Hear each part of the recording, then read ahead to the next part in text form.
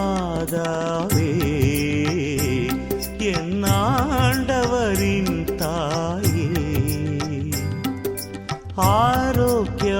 ஆரோக்கியமாதாவே என் ஆண்டவரின் தாயே, கனிவுடன் எம்மை காத்திடுவாய், நீயே எமக்கு தஞ்சம், கனிவுடன் எம்மை காத்திடுவாய், நீயே எமக்கு தஞ்சம், ஆரோக்கியமாதாவே என் ஆண்டவரின் தாயே.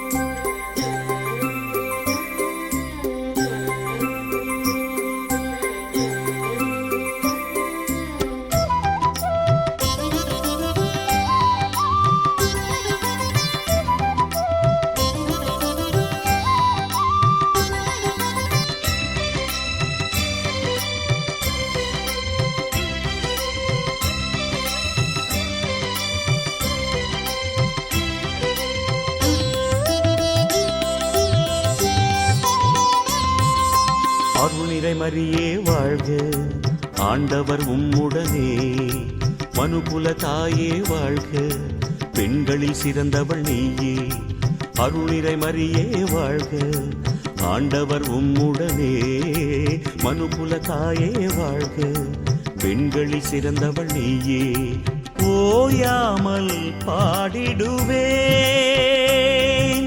உன் நாமம் வாழ்த்திடுவேன்,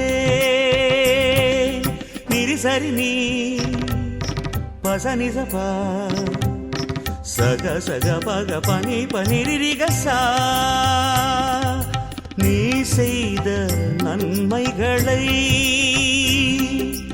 உலகெங்கும் கூறிடுவேன்,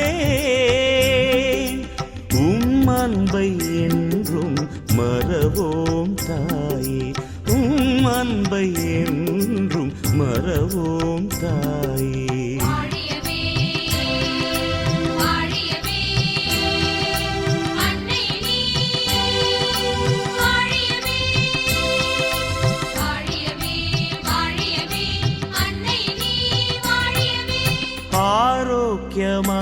ஆரோக்கியமாதாவே என் ஆண்டவரின் தாயே.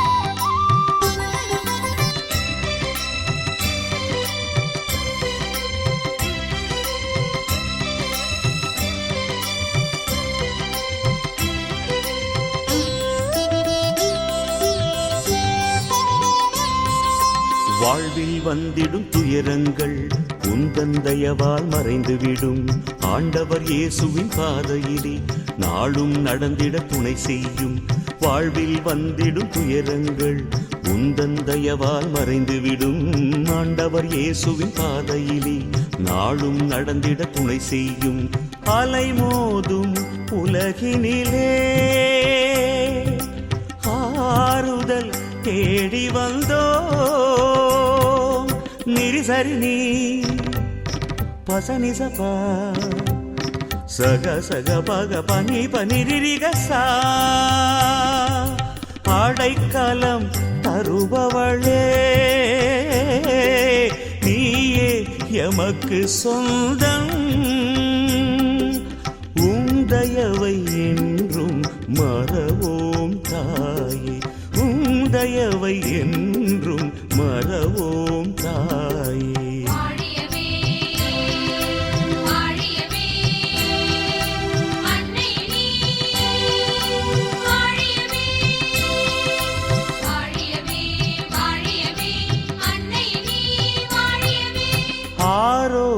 ஆரோக்கியமாதாவே என் ஆண்டவரின் தாயே ஆரோக்கியமாதாவே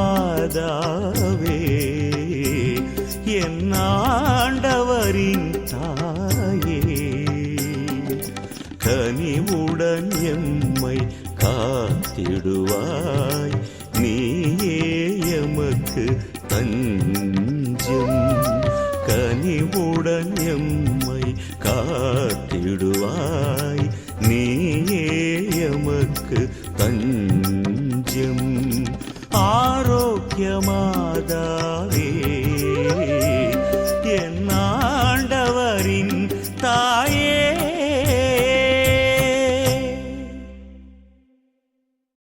மே மாதம் 31ஆம் தேதி வெள்ளிக்கிழமை. தூய கன்னிமரியா எலிசபெத்தை சந்தித்தல் திருவிழா. முதல் வாசகம் இறைவாக்கினர் செப்பனியா நூலிலிருந்து வாசகம். அதிகாரம் 3 இறைவசனங்கள் 14 முதல் 18 வரை. மகளே சீயோன் மகிழ்ச்சியால் ஆர்ப்பரி, இஸ்ரேலே ஆரவாரம் செய். மகளே எருசலேம் உன் முழு உள்ளத்தோடு அகமகிழ்ந்து அக்களி. ஆண்டவர் உன் தண்டனை தீர்ப்பை தள்ளிவிட்டார், உன் பகைவர்களை அப்புறப்படுத்தினார். இஸ்ரேலின் அரசராகிய ஆண்டவர் உன் நடுவில் இருக்கின்றார். நீ இனி எந்த தீங்கிற்கும் அஞ்ச மாட்டாய். அந்நாளில் எருசலேமை நோக்கி இவ்வாறு கூறப்படும்: சியோனே அஞ்ச வேண்டாம், உன் கைகள் சோர்வடைய வேண்டாம். உன் கடவுளாகிய ஆண்டவர் உன் நடுவில் இருக்கின்றார். அவர் மாவீரர், மீட்பு அளிப்பவர். உன் பொருட்டு அவர் மகிழ்ந்து களி கூறுவார். தம் அன்பினால் உனக்கு புத்துயிர் அளிப்பார். உன்னை குறித்து மகிழ்ந்து ஆடி பாடுவார். அது திருவிழா காலம் போல் இருக்கும்.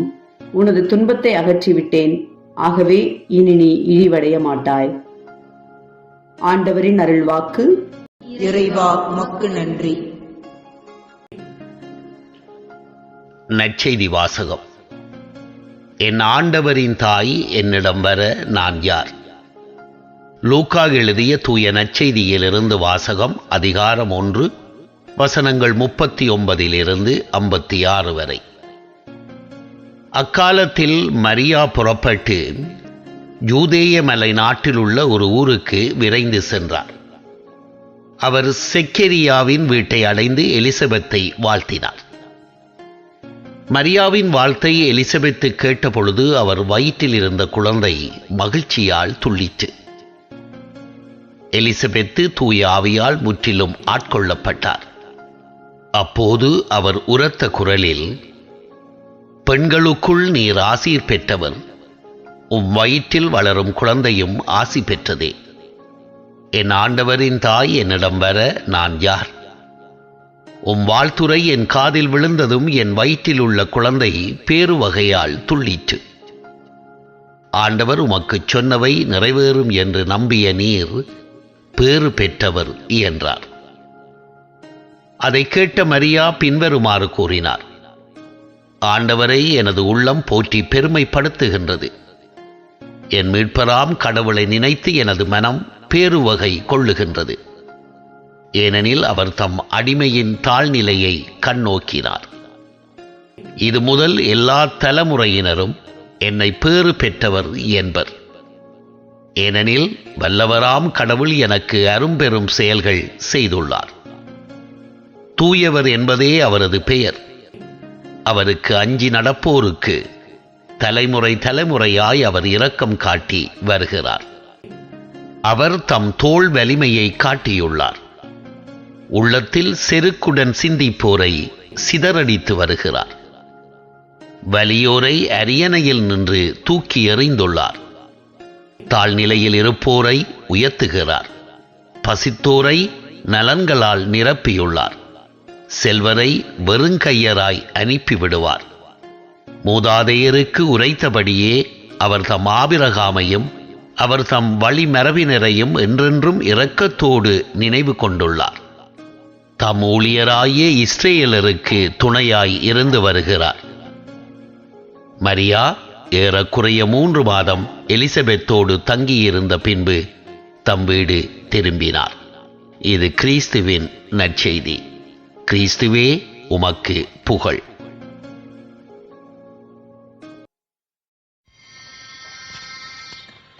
பிரியமானவர்களே, இன்றைய நாளில் மரியா எலிசபெத் அம்மாளை சந்தித்த விழாவை கொண்டாடுகிறோம். இன்று மனிதர்கள் தான் சந்தித்துக் கொள்கிறார்கள், மனங்கள் சந்திப்பதில்லை என்றார் ஒருவர். என்றும் இல்லாத அளவிற்கு புதிய மனிதர்களை சந்திப்பதற்கான வாய்ப்பை தகவல் தொழில்நுட்பம் இன்றைய மனிதருக்கு வழங்கியிருக்கிறது.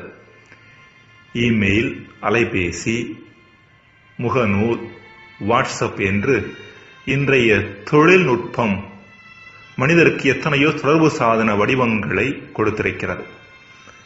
எனினும் இப்படிப்பட்ட தொடர்பு சாதன வளர்ச்சி உறவு வாழ்வை உயர்த்தி இருக்கிறதா அல்லது ஊனப்படுத்தி இருக்கிறதா என்கின்ற கேள்வியை எழுப்புகின்ற பொழுது ஊனப்படுத்தி இருக்கிறது என்ற கசப்பான பதில்தான் நமக்கு கிடைக்கின்றது. அலைபேசியில் எங்கெங்கோ இருக்கும் நபர்களோடு பேசும் ஒரு நபர் தன் குடும்பத்தில் உள்ள நபர்களோடு அதிகம் பேசுவதில்லை.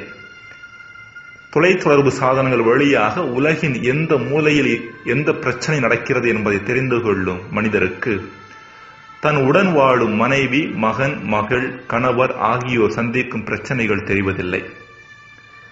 ஒரு வகையில் பார்த்தோம் என்றால் இயந்திரங்களோடு மனிதர்கள் பழகி பழகி இயந்திரமாகவே ஆகிவிட்டார்கள். இப்படிப்பட்ட சூழ்நிலையில் இன்றைய விழா மனிதர்களுக்கிடையே எத்தகைய ஆழமான நிலையில் சந்திப்பு நிகழ வேண்டும் என்பதை எடுத்துரைக்கிறது. முதலாவதாக உண்மையான சந்திப்பு இருவரையும் மாற்ற வேண்டும். மரியாவும் எலிசபெத்தும் சந்தித்துக் கொண்ட போது அங்கு இருவரிலும் மாற்றம் நிகழ்ந்ததை பார்க்கிறோம். முதலாவதாக எலிசபெத்துவின் வயிற்றில் இருந்த குழந்தை மகிழ்ச்சியால் துள்ளியதாகவும் அவர் தூய ஆவியால் நிரப்பப்பட்டதாகவும் லூக்கா குறிப்பிடுகின்றார். லூக்கா 1:41. இந்த மகிழ்ச்சியின் வெளிப்பாடாகத்தான் பெண்களுக்குள் நீர் ஆசி பெற்றவர், உம் வயிற்றில் வளரும் குழந்தையும் ஆசி பெற்றதே என்று எலிசபெத்து மரியாவை வாழ்த்தினார். மரியா எலிசபெத்து சந்திப்பு எலிசபெத்தில் மட்டும் மாற்றத்தை ஏற்படுத்தவில்லை, அது மரியாவிலும் மாற்றத்தை ஏற்படுத்தியது. எலிசபெத்தை போல மரியாவின் உள்ளமும் மகிழ்ச்சியால் நிரம்பியிருந்தது என்பதை அவர் பாடிய பாடலே நமக்கு எடுத்துரைக்கின்றது. ஆண்டவரை என் உள்ளம் போற்றி பெருமைப்படுத்துகின்றது, என் மீட்பராம் கடவுளை நினைத்து எனது மனம் பேருவகை கொள்கின்றது என்ற வரிகள் மரியாவின் உள்ளத்தை நிரப்பியிருந்த மகிழ்ச்சியை நமக்கு படம் பிடித்து காட்டுகின்றன. அன்பிற்குரியவர்களே, எந்த ஒரு உண்மையான சந்திப்புமே, எந்த ஒரு உண்மையான உறவுமே இரு நபர்களிலும் ஒரு சிறிய அளவிலேனும் மாற்றத்தை கொண்டு வர வேண்டும். இரு நபர்களுக்கிடையேயான உறவு அல்லது சந்திப்பு என்பது 2 கற்கள் அருகருகே இருப்பதை போன்றது அல்ல. அவ்விரண்டு கற்களும் வருடம் முழுவதும் அருகருகே இருந்தாலும் அவற்றில் எந்த மாற்றமும் நிகழ்வதில்லை. மாறாக நம் உறவுகள் 2 வர்ணங்கள் சந்திப்பது போன்று இருக்க வேண்டும். 2 வர்ணங்கள் சந்திக்கின்ற பொழுது புதிய வர்ணம் உருவாவது போல நம் சந்திப்புகளும் நம் உறவுகளும் நம்மை புதிய மனிதர்களாக மாற்ற வேண்டும். நம் எண்ணத்தில், சிந்தனையில், அணுகுமுறையில், மகிழ்ச்சியின் அளவில் மாற்றங்கள் நடைபெற வேண்டும். இரண்டாவதாக இன்றைய விழா நமக்கு விடுக்கின்ற செய்தி, உதவி செய்கின்ற ஒவ்வொரு முறையும், பிறருக்கு உதவி செய்கின்ற ஒவ்வொரு முறையும் நாம் உதவியை பெற்றுக் கொள்கிறோம். வெளிப்படையாக பார்க்கின்ற பொழுது மரியா எலிசபெத் அம்மாவை தேடிச் சென்றதன் நோக்கம் அவருக்கு உதவி செய்வதற்காக. உறவினராகிய எலிசபெத்தும் தம் முதிர்ந்த வயதில் ஒரு மகனை கருத்தரித்திருக்கின்றார். கருவுற இயலாதவர் என்று சொல்லப்பட்ட அவருக்கு இது 6ஆம் மாதம் என்ற வானதூதரின் வார்த்தைகளை கேட்டு முதிர்ந்த வயதில் கருத்தரித்திருந்த எலிசபெத் அம்மாளுக்கு உதவியாக இருக்க மரியா அவரை தேடிச் சென்றார் என்று நம்மால் யூகிக்க முடிகிறது. அவர் 3 மாதங்கள் எலிசபெத்தோடு தங்கியிருந்தார் என்ற குறிப்பு இதை நமக்கு உறுதிப்படுத்துகிறது. ஆனால் அன்பிற்குரியவர்கள், இன்னொரு வகையில் பார்க்கின்ற பொழுது மரியா எலிசபெத்தை தேடிச் சென்றது உதவி செய்வதற்காக மட்டுமல்ல, உதவியை பெறுவதற்காகவும் தான். ஒரு பெண் கருத்தாங்கும் முதல் 3 மாதங்கள் முக்கியமான மாதங்களாக கருதப்படுகின்றன. அக்காலகட்டத்தில் ஒரு பெண்ணுக்கு உள்ள அளவிலும் மன அளவிலும் ஒரு அனுசரணையான சூழ்நிலை, சப்போர்ட்டிவ் என்வாயரன்மெண்ட் தேவைப்படுகிறது. இதை எந்த அளவிற்கு கணவர் யோசேப்பால் மரியாவுக்கு கொடுத்திருக்க முடியும் என்பது சந்தேகமே. மரியா தூய ஆவியால் கருத்தாங்கி இருப்பதாக அவருக்கு சொல்லப்பட்டாலும் அவர் அதை எந்த அளவிற்கு புரிந்து கொண்டிருப்பார் என்பதும் ஏற்றுக்கொண்டிருப்பார் என்பதும் கேள்விக்குறியே. எனவே இப்படிப்பட்ட சூழ்நிலையில் தன்னை புரிந்து கொண்டு தனக்கு ஆறுதல் தரக்கூடிய நபராக எலிசபெத்தை மரியா உணர்ந்திருக்க வேண்டும். காரணம், அவரும் தன்னை போல இறைவனது செயல்பாட்டை அசாதாரணமான முறையில் அனுபவித்தவர்.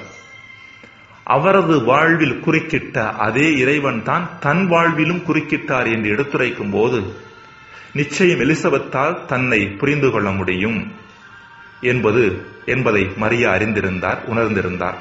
எனவேதான் தன்னை புரிந்து கொள்ளக்கூடிய ஒரு நபராக எலிசபெத் அம்மாவை பார்த்து அவரை தேடிச் சென்றார். அன்பிற்குரியவர்களே, நாம் பிறருக்கு உதவி செய்யும் ஒவ்வொரு முறையும் நாம் அவர்களுக்கு ஏதோ அளப்பரிய காரியம் செய்துவிட்டதாக நம்புகின்றோம். ஆனால் உண்மை என்னவென்றால், பிறருக்கு உதவி செய்யும் ஒவ்வொரு முறையும் அறிந்தோ அறியாமலோ தெரிந்தோ தெரியாமலோ நாமும் உதவியை பெற்றுக் கொள்ளுகின்றோம். அமெரிக்காவில் கலிபோர்னியா மாநிலத்தைச் சேர்ந்த ஒரு மருத்துவர் மேற்கொண்ட ஆய்வு இது. குடும்பத்தை விட்டு பிரிந்த முதியவர்களை அவர் ஒன்று திரட்டினார். இப்படிப்பட்ட முதியவர்கள் தனிமையிலும் நோயிலும் துன்பப்பட்டவர்கள், வாழ்வையே ஒரு சுமையாக எண்ணியிருந்தவர்கள். இப்படிப்பட்ட முதியவர்களை ஒன்று சேர்த்து அவர்களால் முடிந்த உதவிகளை தங்களை சுற்றியிருந்த மனிதர்களுக்கு செய்ய வைத்தார். ஒரு சிலர் சிறுவர் சிறுமியர்களுக்கு பாடம் எடுத்தனர். வேறு சிலர் தங்களைப் போல தனிமையில் வாடிய முதியவர்களை கண்டு சந்தித்து உரையாடினர். இன்னும் சிலர் தங்கள் குடும்ப பெண்களுக்கு வீட்டு வேலை உதவினர். சில மாதங்கள் கழித்து அம்முதியவர்களை அழைத்து அம்மருத்துவர் ஆய்வு செய்த பொழுது அவர்களுடைய தனிமையுணர்வும் நோயின் தன்மையும் குறைந்திருந்ததை கண்டார். ஜெபம். இறைவா, கொடுப்பதில் நாங்கள் பெற்றுக்கொள்கிறோம் என்கிற புனித பிரான்சிஸ் அசிசியாரின் வார்த்தைகள் எங்கள் வாழ்விலும் உண்மையாக எமக்கு வரம் தாரும். ஆமென்.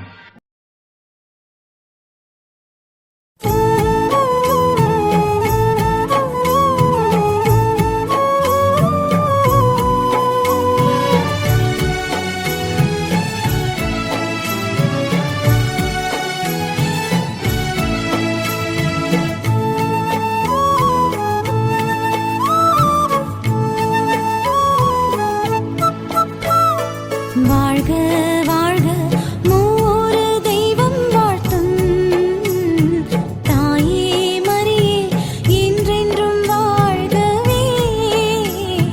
வாழ்க வாழ்க மூவொரு தெய்வம் வாழ்த்தும் தாயே மரியே என்றென்றும் வாழ்கவே.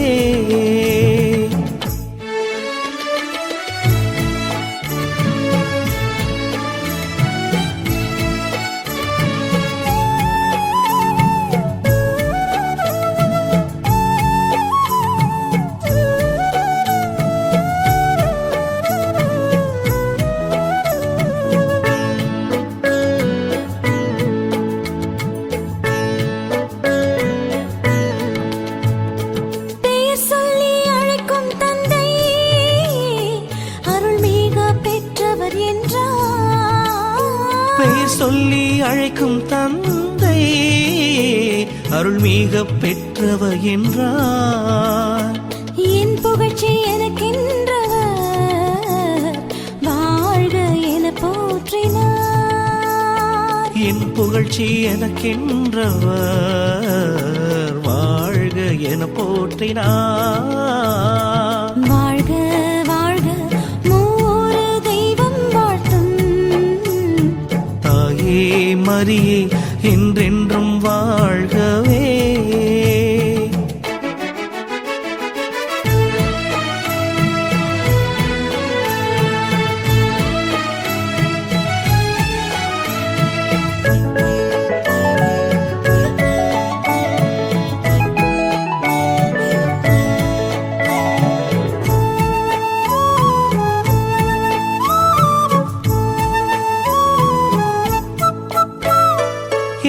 எலிசபெத் வாய்மொழியாக இறையாவி வாழ்த்தினார். எலிசபெத் வாய்மொழியாக இறையாவி வாழ்த்தினார். திருமகனும் தாய்மொழியாக பேருடையாள் என போற்றினார்.